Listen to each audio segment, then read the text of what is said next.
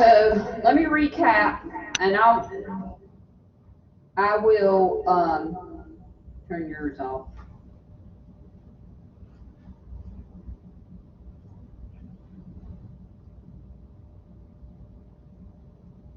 So I've got Riley online, you in class, and I guess the others will watch it. So I got 6 in here.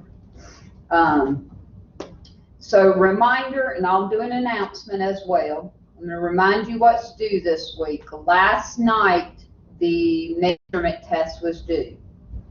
So it's the one that's in module 4.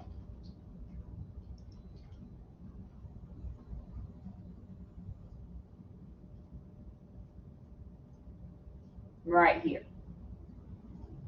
All work has to be shown. So if you just type answer to me, you're not going to get credit. So if you just put the answer, you're not going to get credit. So you got to show your work. I don't have to see everything, single conversion, like crossing out, but just need to see that. Then the other thing was what we started last week, which is writing that deed description. That's due Friday night. All you have to do is watch this 50-minute and you can finish typing it up and attach it to here. So next Monday there will not be a virtual class, there will not be a class. I will record something ahead of time. And most likely I'll be recording my chapter, finishing up chapter 8. So your chapter 8,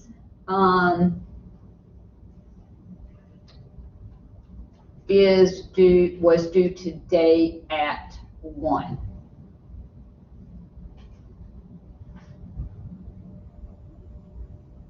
And 8 and 9 are here. So if you're wanting to get ahead, I think Tony, you already gave me your 8. I've had his 8 for 2 weeks. This thing's kind of sticking up. So here's my 8. And then I'll make the test available. I probably will finish up chapter 8 by Monday. That means anytime Monday night through the following week, you'll have time to do these chapter 8 questions in my test. And then we're going to start chapter 9. So if anybody wants to work ahead, there's your chapter 9 right here. So it looks like last year I was doing this test around the 18th. So next week will be,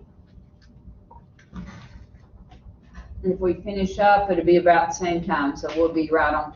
So Monday, just I'll actually load a video probably right up under chapter 8 to finish up. And I'll probably do it by tomorrow while I have the sharp. All right, so I'm going to start chapter 8 today. So if you ain't got your 8 in, make sure you get it in to me. Riley, can you hear me at home?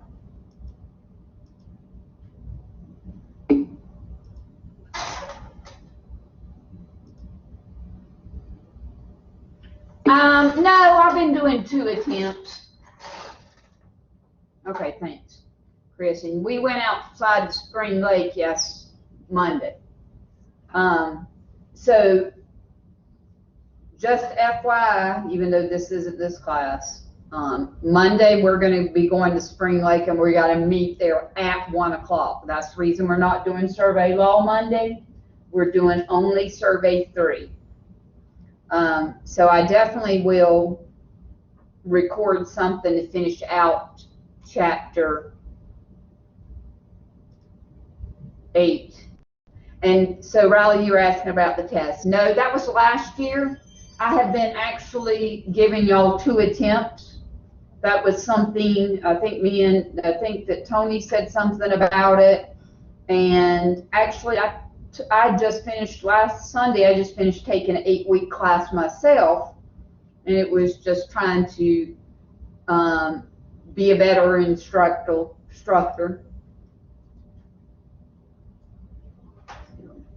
And it's like giving you second attempts on stuff. The whole thing is I'm wanting to reinforce it. And how can you reinforce something? By doing it more than once, giving you more attempts. I'm not trying to, I'm trying to make you look and trying to make you read, but reinforcing it. So if you get it, even if it takes you 2 attempts, so I mean, I've kind of changed my teaching over time. There's a couple other things that, you know, I probably think that I could do better on. Sometimes I'd give them 2 attempts. What I did last year, instead, I just dropped 2 at their lowest test grades. I didn't give them but 1 attempt, but I dropped the lowest. I think I dropped, and that included the midterm as test grades. The midterm was a test grade. So I shouldn't have to drop any. I should be good with, if I'm giving you 2 attempts, or you, so essentially I'm doing the same thing. But I just kind of lets you see where you're at, because at the end they didn't know, because I did kind of curve it, because if I dropped 2 lowest test grades, it brought their grades up. Or I dropped 1 lowest assignment, and I'm sure I did, because there's so many assignments in here. And, assignments, tests, we got a paper we have to write, but it's just a 2-page paper. And then your participation in the class. But this one, you don't have to wait till the last day of class to say, okay, I normally don't, I'll do it like where you see. I'll have you sitting there looking at your grade, and then I'll say, okay, I'm gonna wipe that test grade out, and I'm gonna get you, update your test grade. Let me go grab my other book. I realize I don't have it. It's in my office. I want that, and then I'll get started for what chapter it is.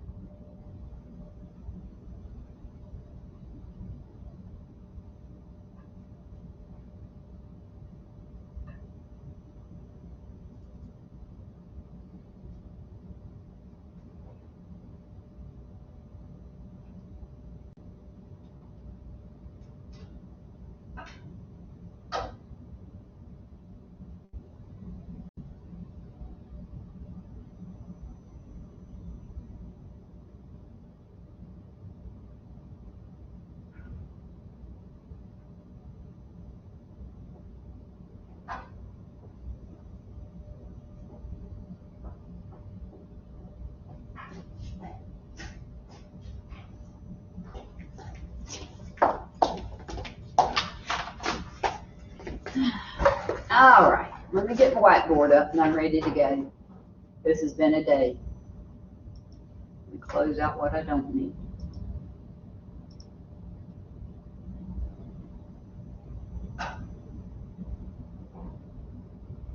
Glad technology's working today, that's for sure.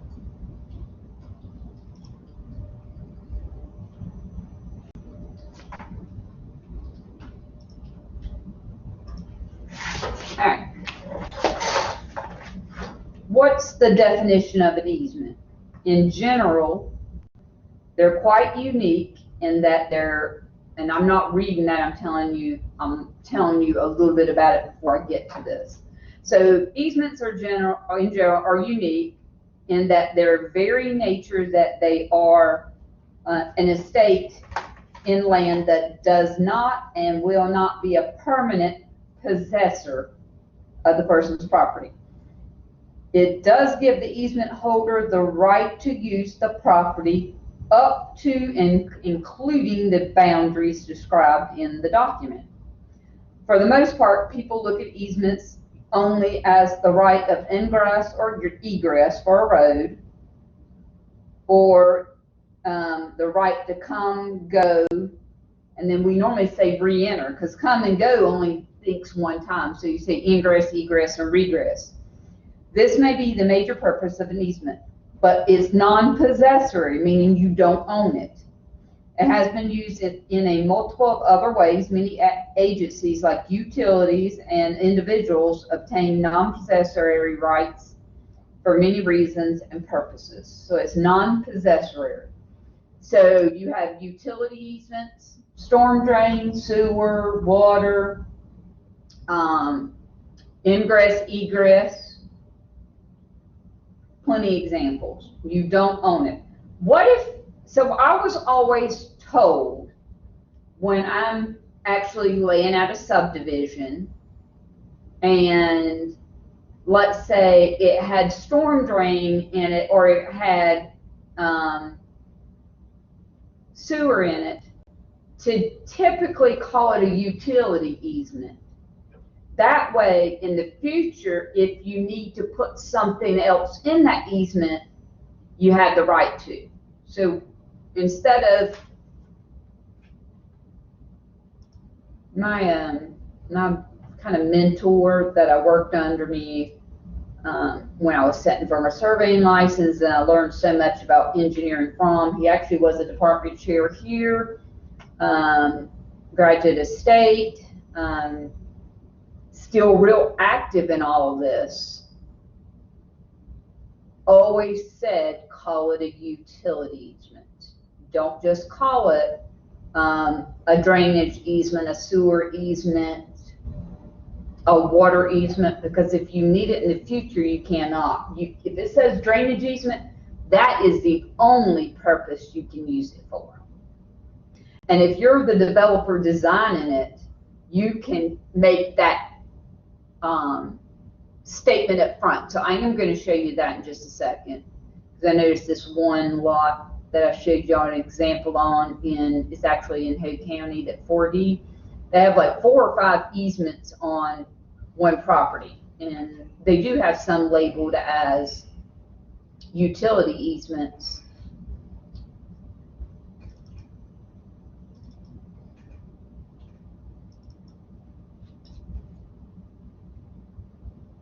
So this lot 1 had a bunch of stuff going on with it.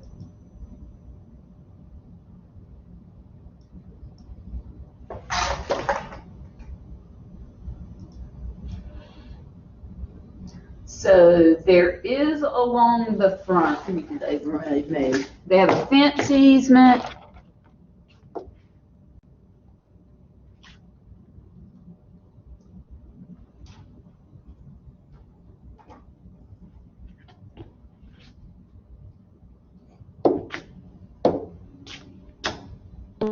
Fence easement's right there. This is a utility easement. So I don't know what utilities in it. It might be for the water, because storm drain is back here. It's labeled on down here. Then they actually have a drainage easement. Here's a drainage easement too. Looks like they kind of got, so they got a fence easement, a drainage easement, a utility easement. Let me make them all different colors.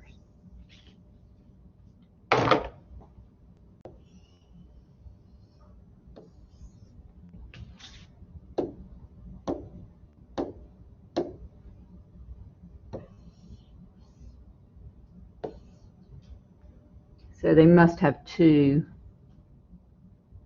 kind of like overlapping each other. Here's the storm drain, the sewer. There's the manholes.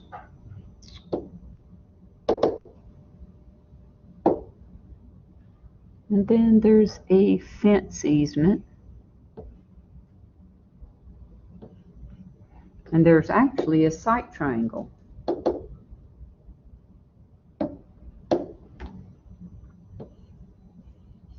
So what a site triangle is if you pull up at the car, they don't want you to put anything in that site triangle so they can see around. If there's shrubs in there, they're going to clear them.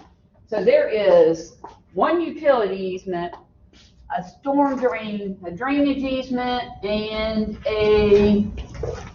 I'll have to minimize that because it may be on another page. This was a two-parter plat, but this is actually an easement as well for sewer. I just don't see how they've got labeled on another sheet. So why not? I like the utility easement on the front. So if they ever need that to come across again, they could put something in there. A lot of times they will label the easement, but if you're the first one that is creating these lots, I know that this one is specific to drainage, but I would have called the sewer a utility easement. So if there's something, if we had need to put fiber optic or something in there, we would have that availability up front or back here. What if they labeled this the sewer and their storm drain in it, and where the sewer was, they had as a drainage, and they constructed it. So they just mislabeled it. What do you think they should do?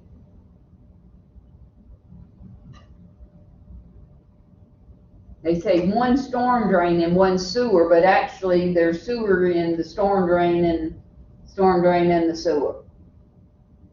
They should probably re-record their plat and say they did a drafting error. And I know that for a fact that I have seen one in the that Highland Point, that different utilities are in their label. Now, if they just said just a utility easement, then there wouldn't be an issue. But since they were specific, they've got wrong things in there. So if something happens, let's say something tears up, PWC's not going to have the right to go in the other easement. I don't even know that they called it. Probably need to tell Mr. Amos about it. Okay, so you get the gist of it. All right. So what is a reversion or reversionary right? It's the right defined by law that permits an adjacent landowner to gain or regain certain property of land located within a vacant easement. In a vacant easement, only boundary lines are revised once reversionary rights take place. I got a good example on that one. So I have seen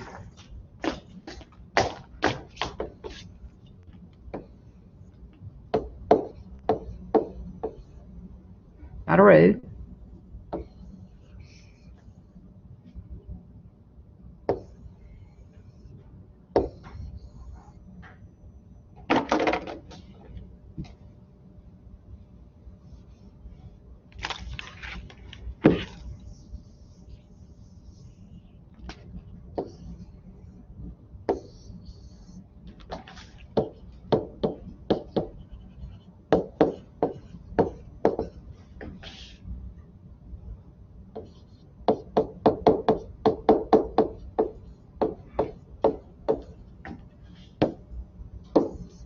Okay. So there was an existing road here. And they never put this, they just put the edge of pavement looks like that. And this was like a 50-foot right-of-way, public right-of-way. Now,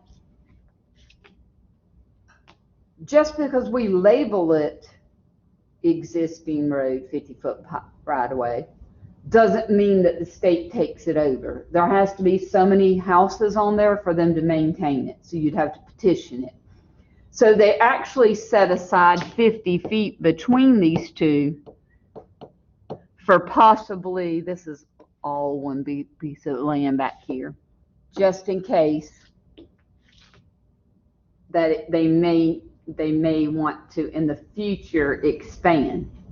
Well, I think it decided it was not going to work. They weren't going to expand. Right now, it's still in who the original developer was, and this was dated probably 50 years ago. So what they were trying to do is figure out reversionary rights, and they're going to split this and give this to the one and then give the other part to two. So you will see something like that. If something gets abandoned or they decide not to use it, then they could split it between the two adjacent pieces. So they would re-record something or do a deed description for them to get that. So I have seen that, and that would be, you're trying to figure out who it's going to revert to. Because it might revert back to the original owner, but they decided they were going to do it on both sides that are out there now. So what are some essential qualities that we're looking for an easement? They're incorporeal or may not be inherited depending on the type. So you may inherit an easement, like in your inheritance. Let's say like with, my dad has a house and I'm like the trustee. So once his second wife has lifetime rights to the house, and then after she dies, then it goes to us to be able to sell. So that's how I inherited, whereas I didn't actually buy it for him or we didn't transfer it to my name, I inherited. So some of these easements can be inherited.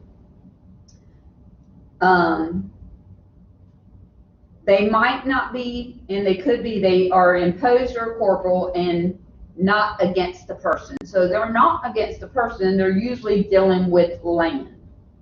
They confer no rights to profit from it. They are imposed for the benefit and corporal property. Normally a second parcel usually is contingent. They must be two tenants, the dominant to which the rights attach and the servient upon the burden attaches, and usually a true easement is non-possessory. So that was the good, like I said, I have to kind of wait till they finish. There was a notice of violation.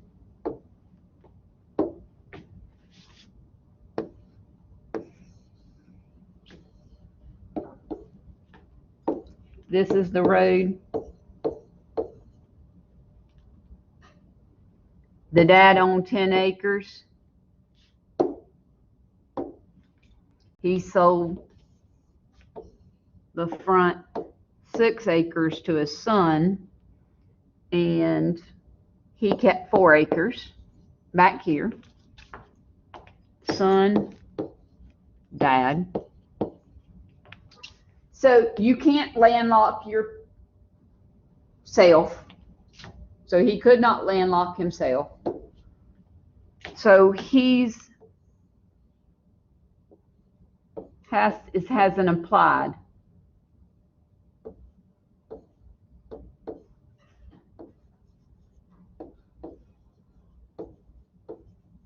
So he had an applied easement because you can't landlock. So if they both come out of the original, you cannot landlock it. here's what happened. So Dad decided he's gonna subdivide it. He wants to subdivide his piece back here.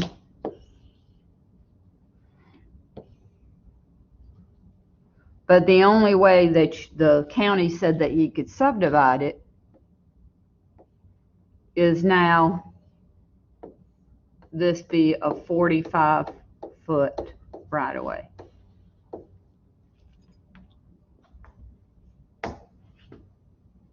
He didn't own that land. The son owns that land. He only has, and him and his son weren't getting along. And then he come back and said, okay, I want to split it again. I want to do a lot 1, 2, and 3. And they re-recorded it, being a 45. And if he would have said maybe future easement or proposed, but it doesn't grant any rights. Proposed 45, no rights, because you got to be able to have access, you have to own it, you have to have a deed for it, and you get. The son, the county called and said, somebody's revising your lot line, da-da-da-da. Then that set the son off, and he called the board, and the board now is looking at finding this guy. The surveyor, not the dad, the surveyor. The surveyor, if you're on somebody else's property, you need to communicate with both. Don't just assume that's father and son, because the dominant estate was the back. Dominant can prevent the servient from doing something. So that 20-foot, if the dad was the back and the son was the front, this is 6. When you're looking at that, here's the access easement.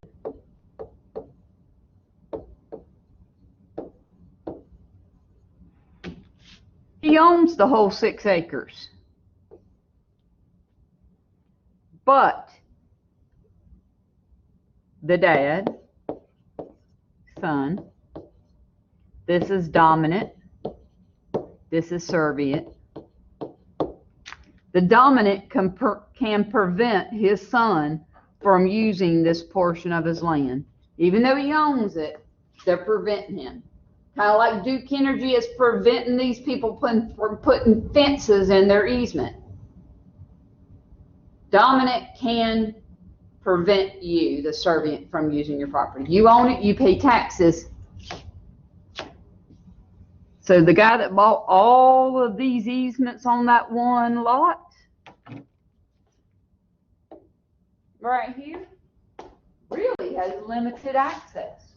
So he shouldn't put a fence up in any of this.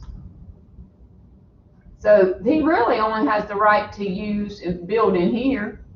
He could put something back here, but he can't put a fence to go through because he's going through his easement. So you're limited on that.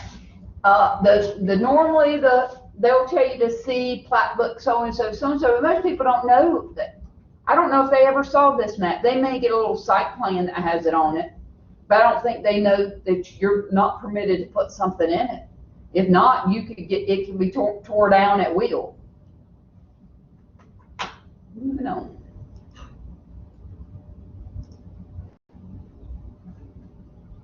Okay, so let's start. I'm going to go ahead and go into some of the principles.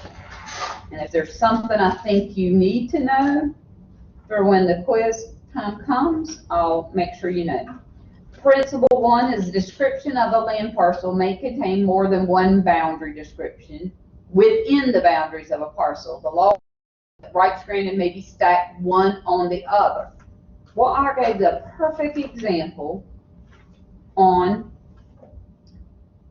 a right of one owner or parcel of land by reasons of such ownership to use the land of another for a purpose not consistent with the general in the owner.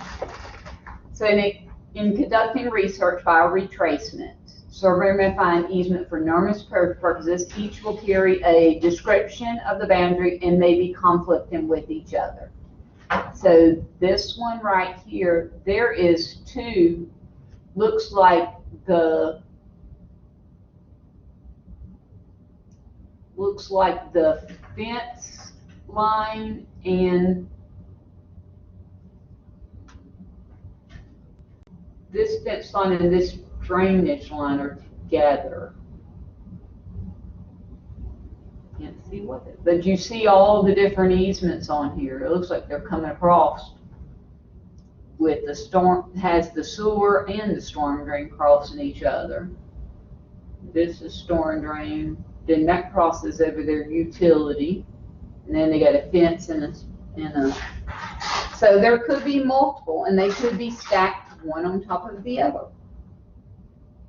Actually, that one's got another storm drain easement on this one on both sides. You don't want to put anything in these easements because they can be taken down.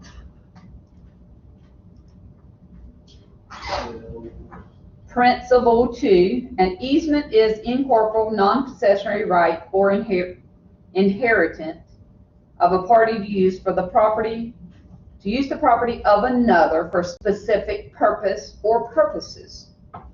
So if you only have a specific purpose for that,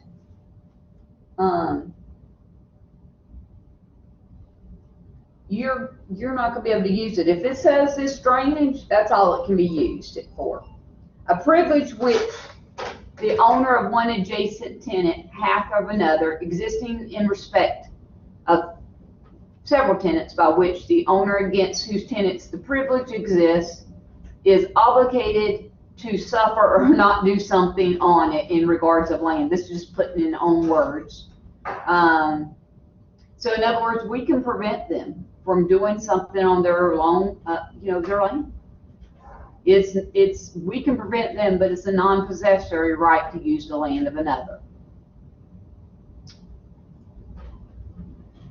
Principle 3, the boundaries of easements may be described in many ways. There's no single absolute way to describe it. So here's the, you like to fill in the blank. Here's the thing, here's what we can say about that. A lot of times, if it follows the property line on the map, like that 25-foot drainage easement between 2 and 3, it's to assume it's 12 and a half both sides. But what about these ones that are 20 feet? From by law now, they should have staked these easements. And Mr. Manus can explain some of their easements. So by law, they really should have, because you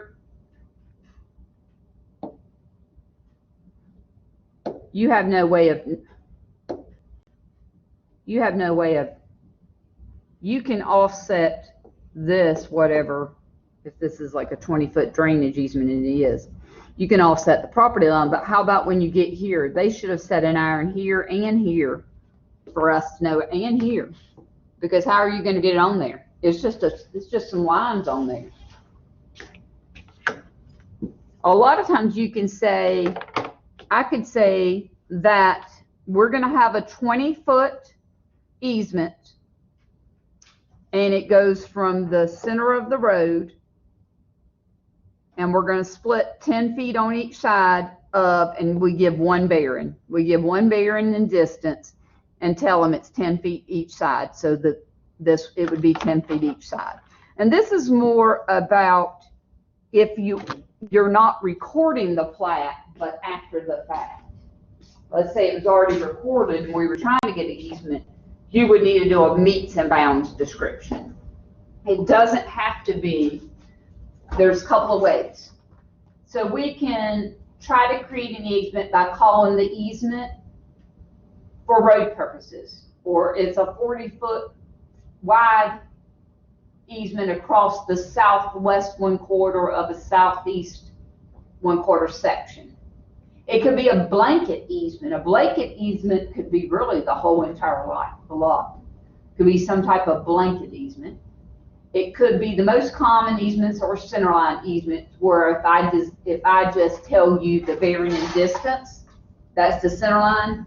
And then you could say the subject of the easement is described by one single line, with the described bearing and distance, and the easements prescribed as 25 foot wide in width, or 25 feet each side, or 25 feet on either side. So you could say it's 25 feet to lot 1 and it not be on lot 3. So I mean, there's different ways you can describe them.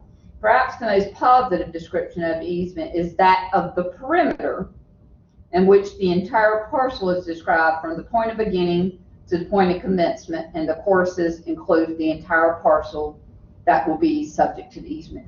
So kind of writing a description just like we did for that,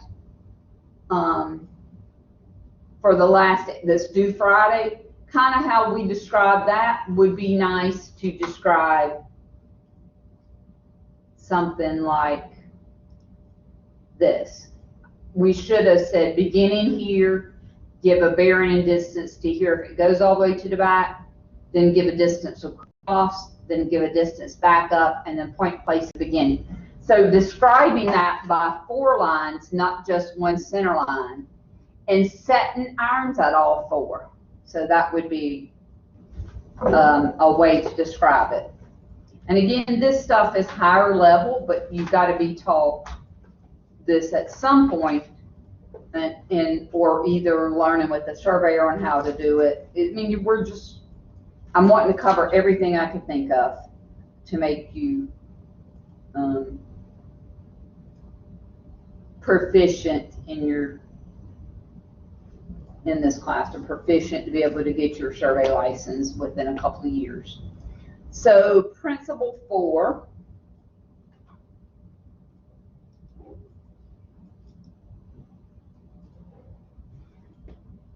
In an easement, a grantor can grant only those rights of landowner has and no more. So that one's in an easement.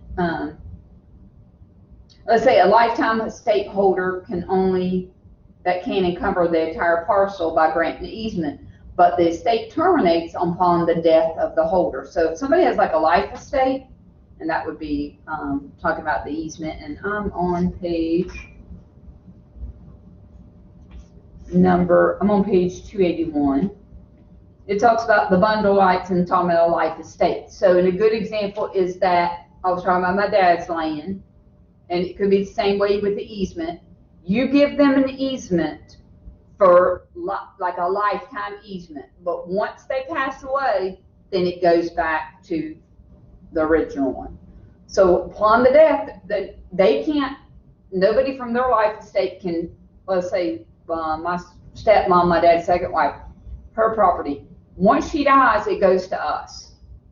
So her successors can't have any claim to the easement. If it was an easement we gave her, it would terminate then. So there could be, so you cannot grant an easement. Only a grantor can grant that easement. So it's only what they own.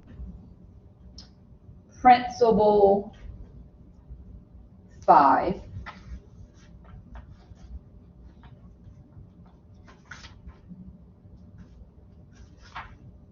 Whenever an easement is granted for a specific purpose, the fee title to the land encumbered by the easement remains with the grantors of the easement and their heirs. So that's a little different. So whoever granted between private parties, when the word easement is omitted, oh, that's a good one. Although the principle is easy to apply, there are a number of land conveyances made after the original that may fail to make reference to the original easement. So questions may arise about who has the ownership or reversionary rights. So if a surveyor discovers a document during the course of the investigation of the record, it is imperative that the client must be notified in the event that the holder of the life estate grants an easement. There was, oh, that's a good one. I did have this come up. So there was a railroad. This was a big tract of land. I'm going to say it was 20 acres.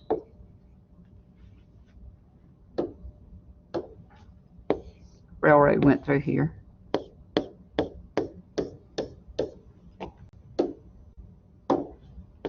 Easement. Okay. Original 20 acres was, let's say, deeded in, and we had it, let's say I had it, and I had it, this is me. I had 20 acres, and I deeded the railroad the right to that back there in 1945.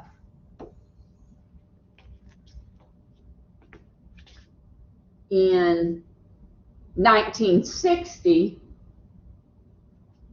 I sold it to Tony.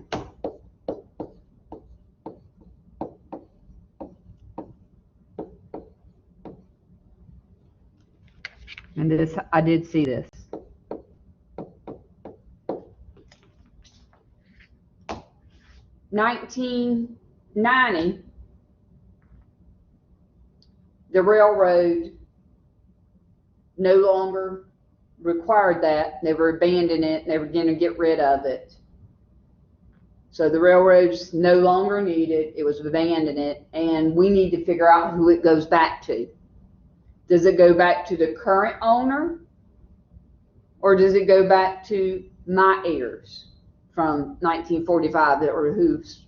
So if I deeded it to him, to the railroad, but then I sold the property to Tony, it would probably potentially go back to my heirs, because I'm the one that deeded it, and I didn't deed it to Tony. I just deeded him the acreage, the 20 acres.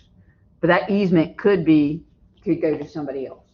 Every once in a while, you'll see something like that where you're trying to figure out who does it go back to. Now, the lawyer's the one that decides that, but you need to kind of keep in mind when you're doing something like that. I came across that about 15 years ago, and it was a railroad. We were trying to figure out who would that revert back to. And this is what we're talking about, is our responsibilities, and then, who would it revert back to?